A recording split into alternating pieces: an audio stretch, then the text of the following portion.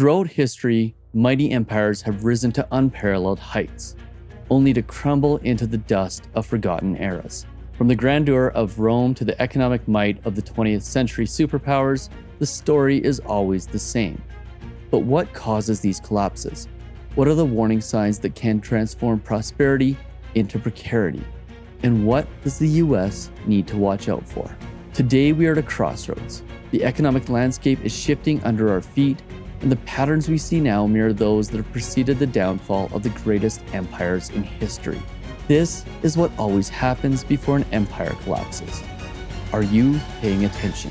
It's no secret that the United States is at a crossroads. As countries de-dollarize and many countries choose to team up against what is the largest and greatest nation arguably in the world, we are seeing more and more fear, especially here at home. Will the dollar collapse? Is the economy about to collapse? Do we have a debt problem? And just how bad is it?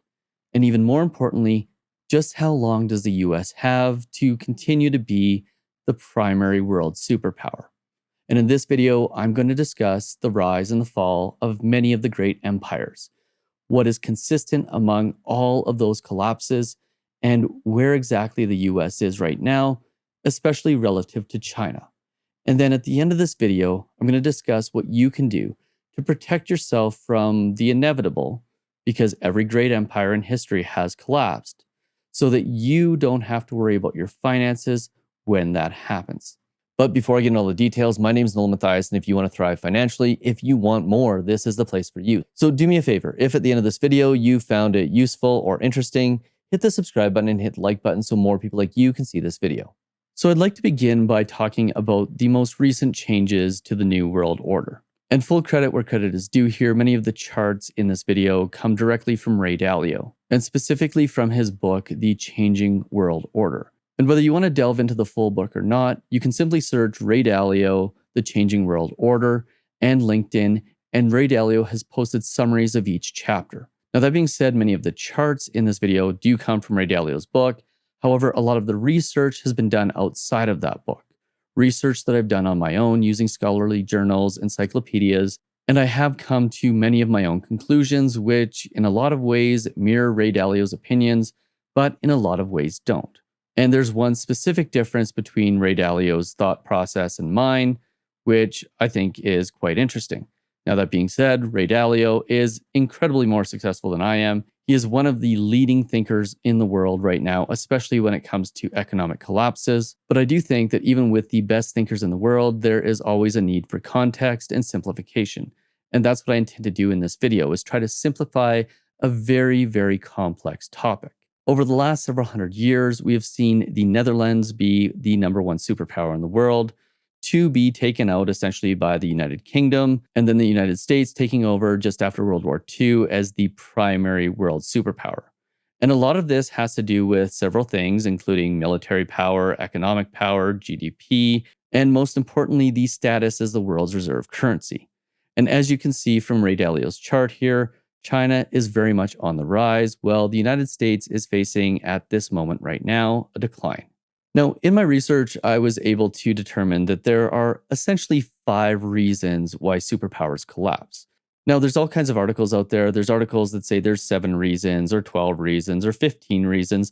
But what I did is I took a look at the most recent superpower collapses, and then I compared them to one of the most famous and the most horrific empire collapses, which was that of ancient Rome.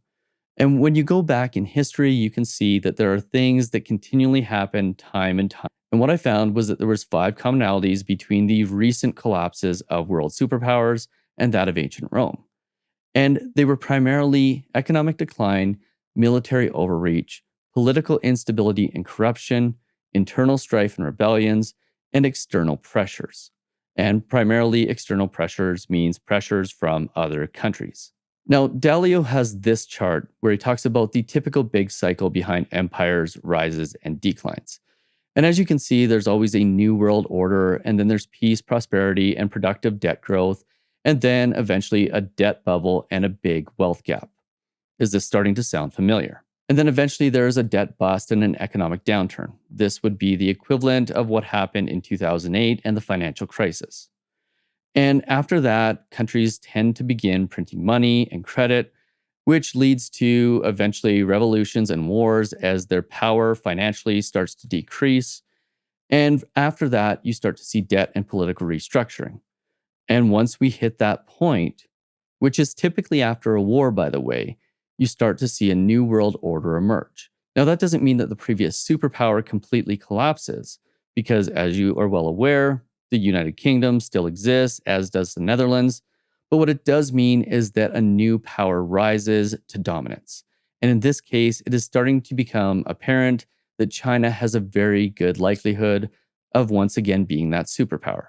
Because in the past, China has, in fact, been the primary world superpower. And I'll show you a little bit more on that a little bit later. But I want to provide some context here first by taking a look at ancient Rome. The Roman Empire had these same 5 things that happened. They had overexpansion and military spending that led to severe financial strain within the empire. And that eventually led to heavy taxation. And that subsequently led to inflation, and that weakened the entire economy. And lastly, the reliance on slave labor, which was very much upended by several major wars, which led to a lot of deaths within the empire, including that of many of the slaves, stifled innovation, and hampered economic mobility. So, in other words, without the workers that were so necessary to keep the economy going, the economy essentially imploded. Now, in addition to that, there was significant military outreach and defeats. There were continuous military campaigns that drained resources. Ancient Rome was obviously an empire that sought to expand its reach, but that only could last so long. And eventually, as the Roman Empire started to show its weaknesses, there were invasions by barbarian tribes, and essentially that led to a reduction in resources that pretty much stifled the Roman Empire to a place where it could no longer succeed. Now, with those invasions came frequent changes in leadership and civil wars. There was infighting. And as more and more leaders tried to take the helm, that led to corruption and that eroded the trust in the leadership. Is this starting to sound familiar? And this all eventually led to the splitting of the empire into eastern and western halves, with the west falling in 476 AD. So essentially, you had a once great empire that was split in two. Now, this was very much physically, but if you look at what's happening in the United States right now, where the country is very much being split from an ideological perspective, it starts to become apparent that there are certain lessons we can learn from the Roman Empire. But here's the major one. Social and economic inequality led to internal conflicts.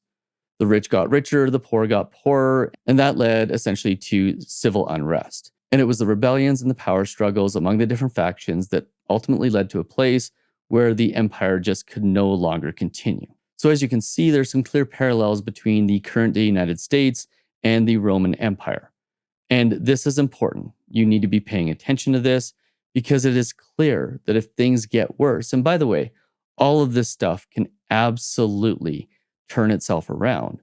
But if things get worse, well, we could find ourselves in a situation where China really does become the new world superpower. So, returning to our reasons why superpowers collapse, Ray Dalio has a great chart here that shows the relative standing of great empires. And this goes back to the early 1500s. And essentially, what you can see is that there's always, as one superpower, like the Netherlands, the yellow line, is declining, there's always another one on the rise. And as the United Kingdom started to decline, the United States was on the rise. And now it seems as the United States is declining, China is on the rise, which makes it somewhat likely that they could be the next world superpower. Except there's one major thing, which I'll get to a little bit later on, which could potentially prevent them from taking the United States out completely as the primary world superpower. But before we get to that, I want to point out that there are certain things that happen early in an empire's rise and certain things that happen early in an empire's decline. And I'm going to point out right now that the black line, which is the reserve status, is typically the last thing that starts to decline. And it tends to happen very late in the cycle, almost 20 years after the start of the decline of pretty much all of the other factors. But if you look at the first 2 things that almost always start the rise of an empire, it's almost always education and innovation and technology. Think about the US taking over from Great Britain as the world superpower. It was very much the creation of the atomic bomb, the innovation and the technology associated with nuclear power that led them to become the new world superpower. Now, from an education and an innovation and technology perspective, it's quite clear that China is also on the rise. But the question is there a decline in the US's education and innovation and technology? And if you look at the world of what's happening with AI right now, it's hard to argue that the US's impact on innovation and technology isn't still on the rise. And on the same note, if you take a look at things like the military, trade, economic output, these things all seem to be also continually on the rise in the United States. It doesn't seem like we've hit that inflection point where we are quite on the decline yet. Now, is there some question about whether the status as a reserve currency is on the line? Yes, there are many countries that would like to see the US dollar abandoned. And is there an argument to be made that we are no longer the primary financial center? Well, we're still the financial center of the world. However, there are countries that are trying to knock the US off of that perch. But even though Ray Dalio suggests that we are beginning the decline, and it's clear that we've probably hit a peak, my guess is that we are somewhere near the peak of the US empire. And if we reference Ray Dalio's assertion that the rise and fall of an empire lasts about as long as a human life cycle, well, that would imply that we're about in the middle, and there's potentially anywhere from 20 to 40 to 60 years until the US really has to worry about being knocked off that perch. Now, that being said, the US is definitely 80 years into being the world's leading economic power. The question is, how much longer does the US have? And the answer to that question is very much hard to figure out. But if you watch YouTube videos and you read certain articles online, you might be led to believe that the end is very much near. And the reality is, it probably isn't. Yes, there's more competition, but that competition still has a long way to go to supersede the US as the primary world superpower. So let's take a look at the 5 things that lead to the collapse of a superpower. And let's start with economic decline. And what I'm going to do here is I'm going to explain each, and then I'm going to reference those to the Netherlands and the UK. And then after that, at the end, I'm going to show you exactly what's going on in the US, the decline of the US, and the rise of China. And I'm going to show you that one thing that could potentially cause the US to maintain its superpower status. Economic declines in superpowers and empire collapses almost always comes down to 3 things: excessive debt and financial mismanagement, loss of competitive advantage and economic stagnation, and rising inequality and social unrest, which is, by the way, about where we are right now. There is, in fact, rising inequality and social unrest in the United States. And when you look at the United Kingdom as an example of this, there were significant things that led to economic decline, things like costly wars such as the World Wars that drained financial resources. There was the loss of colonies that reduced the economic power and the influence of the United Kingdom. And there was industrial decline in the mid 20th century as other nations industrialized, including the United States. Then, if you take a look at the Netherlands prior to that, there was the over-reliance on trade and naval dominance, the economic competition from emerging powers like England and France, and the high cost of maintaining a vast trading empire. So, in other words, when you have a whole bunch of countries that you're trying to control and trade with, it becomes very, very expensive to defend those relationships, both through diplomacy and through military.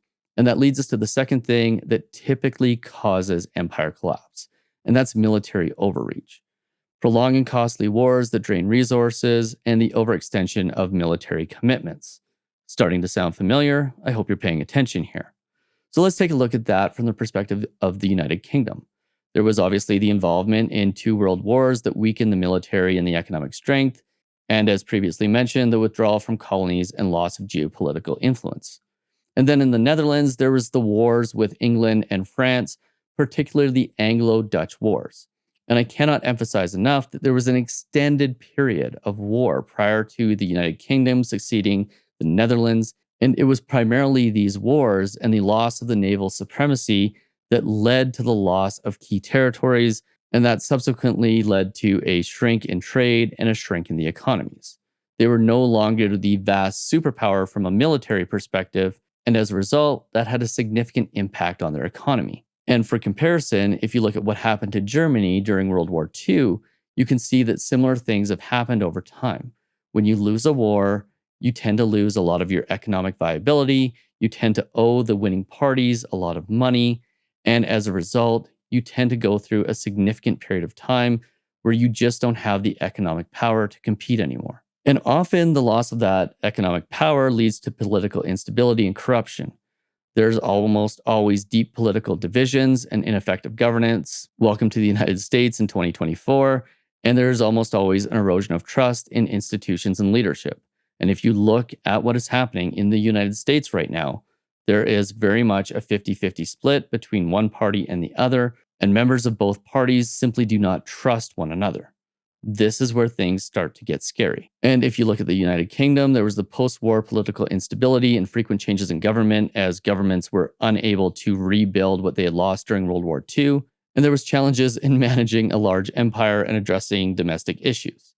If you have issues at home in the United Kingdom, it becomes almost impossible to affect places like Canada and Australia and all of these pieces of the empire that are spread out throughout the world. And similar sorts of things in the Netherlands.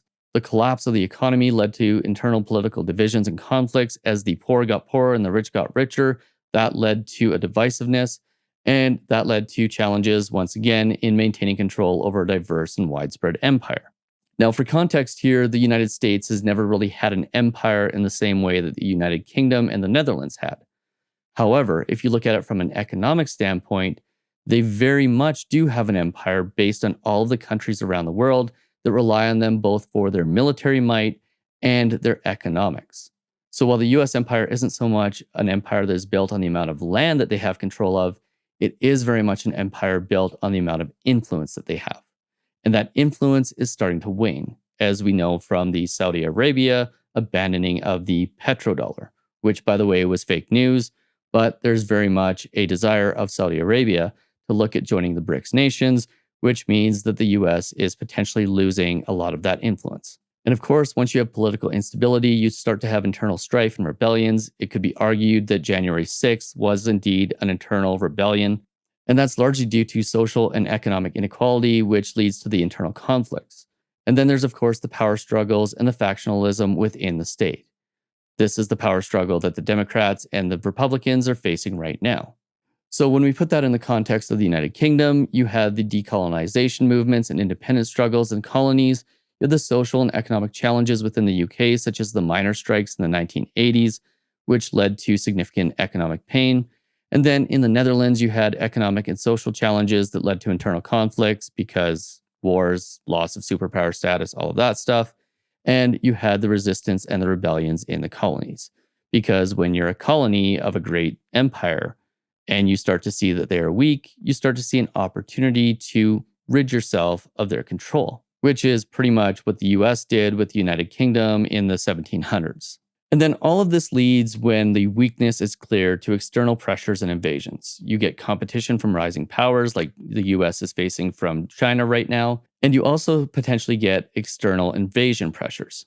Now, in today's day and age, due to mutual deterrence from nuclear weapons, the external invasions and pressures potential isn't quite as high as it was in the past. But it is still, in fact, something that we need to watch out for because there are other types of external pressures.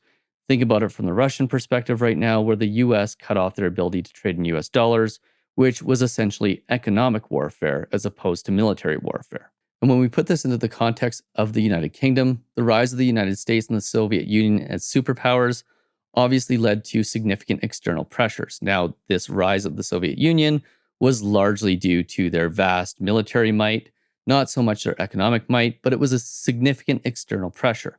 And in addition to that, there was also competition from emerging economies as countries like China started to industrialize and started to take a significant portion of the trade that once was originated in the United Kingdom. And then with respect to the Netherlands, there was obviously the competition from other European powers, particularly the UK and France. When the UK and the Netherlands got into their war, France took the opportunity to kind of backdoor and pull up a lot of the Netherlands trading relationships. And there was, of course, the loss of colonies to rival powers. Because if the UK and the Netherlands are at war, if you're another country, why wouldn't you go and try to steal a bunch of their colonies while the other two powers are fighting? Now, this is where it becomes interesting because this is where we need to discuss the decline of the US. And right now, the US is definitely facing these 5 factors that lead to an empire collapse. From an economic decline perspective, the debt and the deficits are of particular concern. Now, relative to other countries, including China, things aren't quite as bad as you might expect, but they are significantly worse than they have been for the United States in the past. From a political instability perspective, we are seeing polarization and erosion of trust in the government. From a military overreach perspective, we are seeing costly wars that continue and global military commitments that are just so significant that they are one of the leading factors that is leading to the debt and the deficits that the US continues to run up. And of course, we have the social decline. This is the rich getting richer, the poor getting poorer, and that is very much apparent after the pandemic. And as all of these things start to come into play, there are external pressures, rising competitors, the BRICS nations, technological disruption, and a real serious threat to places like Taiwan that the US relies on to feed their technological innovation. Which, if there were a conflict between China and the US with respect to Taiwan, that could very much lead to a significant decline in the US's ability to be technologically competitive. Now, on the other hand, with respect to the rise of China, we're seeing rapid industrialization, infrastructure development, innovation, and technology. From a political stability standpoint, we're seeing centralized authority, economic reforms. The military is consistently expanding. The social cohesion is getting better and better. Education is improving, health is improving, and there is global integration, both with the BRICS nations and with many of the other nations all over the world. But that also includes the significant relationship between China and the US, which includes the US being the biggest buyer of Chinese goods and China being the biggest supplier of US goods. Now, there's one theme that has been consistent when we've talked about the Roman Empire, the Netherlands, and the UK, and that is that the collapse of all of those empires was largely due to a significant war. And it's my opinion that the prospects of war is the one thing that could see the United States and China actually not interchange with respect to their superpower status, but very much run in parallel for a significant period of time. Because there's a whole bunch of things that make war between the US and China less likely than a war between countries like the Netherlands and the UK. There is the diplomatic engagement and communication, the instant communication between nations that never existed before. Then there's also the economic interdependence, the fact that China relies on the US as much as the US relies on China. Now, clearly, with the BRICS nations, they are trying to do everything they can to make it so the US can't dominate who a country can trade with. But that doesn't mean that if, in fact, the BRICS nations are able to come up with an alternative reserve currency, that it will definitely take out the US dollar as the primary reserve currency. In fact, there's a lot of good evidence to show that there could be multiple reserve currencies in the future, and I'll link to a video about that at the end. But the big one, and the most important one, is the military deterrence and balance. You have two superpowers, both have nuclear weapons, and unlike in the past, where an invasion or a fight or a war could have been devastating but not catastrophic, a war between two superpowers in today's day and age would in fact be catastrophic to not just one, but both economies. And we're not talking about a significant portion of a population being wiped out. We're in fact talking about the majority of a population being wiped out, which is why the US and China are likely not going to go to war anytime soon. Which is important to understand because those five economic factors always included wars. And in this case, it's highly unlikely that there will be a war that will cause a new world order in the way in which it has in the past. So, without that one thing that essentially leads to those empires collapsing and puts the nail in the coffin, my observation is that we might see two countries, the US and China, run in parallel for a significant amount of time as dual world powers as opposed to there only being one. And that would very much be in line with the global economic theories, which is essentially that the world has become so interconnected that we're very much acting as one giant unit as opposed to many individual ones like we have in the past. And particularly when I say one giant unit, what I mean is one giant economic unit. And the evidence of this, the fact that this is highly likely to be true, is the fact that during the pandemic and during the financial crisis, when we saw one economy struggle, we essentially saw all of the economies struggle. And that was largely due to the interconnectedness of all of the economies in the world. Now, all that being said, that doesn't mean we shouldn't be cognizant of what's happening from a global perspective, because there is, in fact, the possibility that the US could no longer be the world's leading superpower. The question is, what do we do to protect ourselves in the event that this comes to fruition? And the reality is, it all comes down to your investing strategy. It all comes down to the things you own, where you own them, and what you do if the worst comes to worst. Now, it's my belief that somebody shouldn't be taking their money and investing it outside of the US and doing all of these things immediately. But it is my belief that you need to watch what's going on with the global economy. And as things start to show signs of weaknesses and there seems to be cracks in the armor of the United States, it becomes very clear that you need to start thinking about how you can protect yourself. So the question is, what can you do to protect yourself? Well, the first is as things start to seem like they are becoming more and more dire for the United States, you want to start diversifying investments internationally. And not only diversifying internationally, but across asset classes, which means you don't want to just own energy and you don't want to just own automotive manufacturers. You want to try to own the equivalent of the S&P 500 in another country. Now, this is only if things get really, really bad.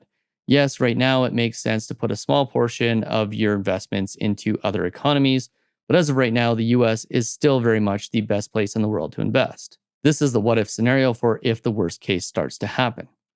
And you want to invest in international markets, foreign stocks, foreign bonds, foreign mutual funds, and consider international real estate and commodities. And in order to do this, you can use global exchange traded funds to gain exposure to different markets. And that is a very easy way to expose yourself to those global markets without having to worry about foreign currency exchanges and setting up accounts in other stock markets that you may not have readily accessible to you. In addition to that, if it starts to seem likely that there's going to be hyperinflation, and keep in mind that 8%, 10%, 50% isn't hyperinflation. Hyperinflation is when currencies are decreasing in value by 50 to 100% in a day or a month. But if it does seem like there's going to be hyperinflation, you want to start holding assets in more stable currencies. So the first thing you do if there's going to be hyperinflation, and it seems like that is what's happening, is you start to convert as much cash as you can to more stable currencies. So other currencies, for example, could be things like the Swiss franc, the Japanese yen, or Bitcoin. Although there's an argument to be made for how stable Bitcoin actually is, as you see the big swipes up and down on a daily basis as investors start to either feel really good or not so good about that cryptocurrency. And you want to consider holding assets in currencies of countries with strong economic fundamentals. So if the US seems like it's going to hell in a handbasket, look to places like Great Britain, look to places like Canada, look to places like Japan, look to other countries that seem to have those strong economic fundamentals and invest there. In addition to that, you can consider investing in safe haven assets. Now, yes, I'm the guy who made the video about why you shouldn't buy physical gold and silver. And we're definitely not at the point where the US is so close to collapse that you need to start converting your cash into physical gold and silver and deal with all the premiums associated with all of that. You want to have a little bit at home to set aside just in case, fine. But don't start converting all your US dollars into gold and silver because, well, you're going to get burned by the gold dealers who love to sell it to you at a higher price than what it's worth and buy it back for significantly less than what it's actually worth. In fact, I kid you not, physical gold and silver dealers are very much the equivalent of used car dealers. But you can expose yourself, and I do believe in exposing yourself and your portfolio to precious metals and things like ETFs to the tune of about 5 to 10%. And you can also consider government bonds from other countries as well. But one of the best, the absolute best investments I think somebody can make is real estate in an economically stable regions that can also be a safe haven investment. But the key here is that they need to be debt free. So if in the event that you can't pay the debt, you don't lose the properties. And this is, in my mind, the most important one. You want to stay liquid. You want to be able to respond quickly to changing economic conditions, take advantage of new opportunities, and you want to create a safety net during financial emergencies. So you want to keep a portion of your portfolio in cash or cash equivalents and ensure easy access to funds without significant penalties. And the last thing I would be doing right now or at any time is giving my money to somebody and having it locked up for 5 or 10 or 15 years. Because in the last 15 years, we've seen too many crises.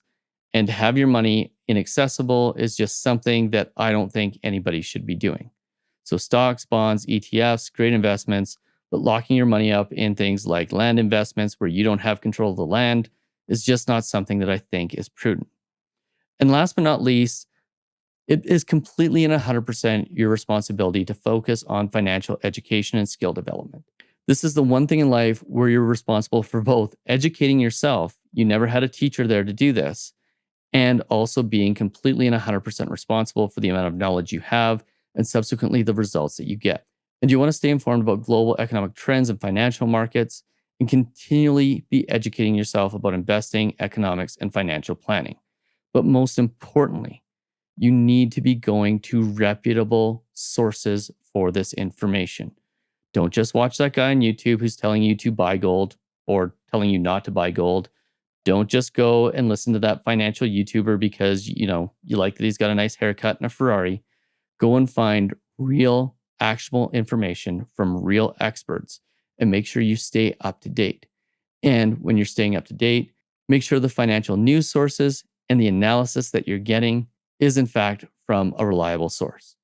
Because I'll tell you right now, one of my favorite YouTubers, one of my favorite financial YouTubers, about a month ago, made a video about Saudi Arabia abandoning the petrodollar. And the irony is, the petrodollar, in the way that he described it, never actually existed. So it's important that not only do you know where you're getting your information from, but that you personally fact check that information. Don't just take that guy on YouTube's word for it. Go look for the information, find it for yourself, find reliable sources that back up what was said. And if you can't prove it as fact, it's probably fiction. Oh, and last but not least, there's a lot of worry right now about the dollar collapsing and people wondering what would happen to their debt if the dollar did in fact collapse. And if you want to see the video I made on that, make sure you check that one out right here.